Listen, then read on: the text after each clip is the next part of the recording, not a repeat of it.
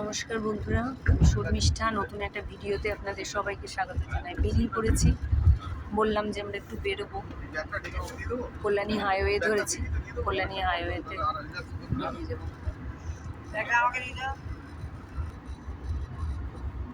Kalyani highway ধরেছি, অনেকটা এখনো মোটামুটি 1.5 ঘন্টা রাস্তা আমাদেরকে যেতে হবে।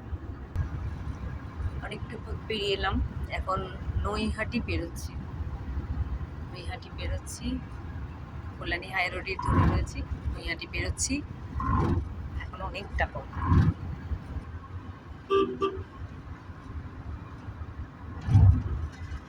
খুব সুন্দর করেছে কল্যাণী হাইওয়েটা, ভীষণ সুন্দর।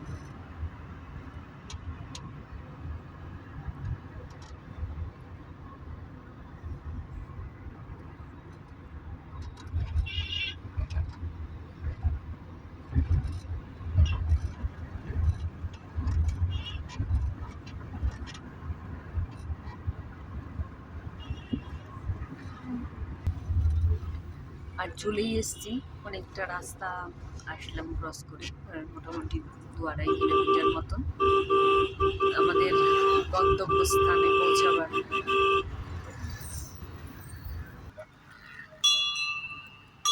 অবশেষে পৌঁছে গেছি মন্দিরে, সিমলাগড় কালীবাড়ি।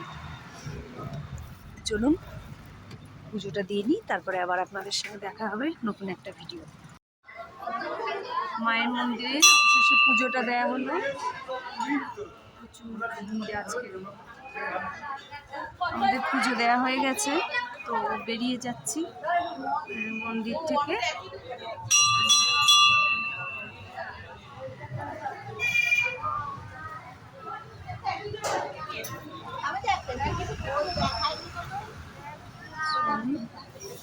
দেখি রে বাবা, ও তোরা একসাথে, তাহলে তো ভালোই।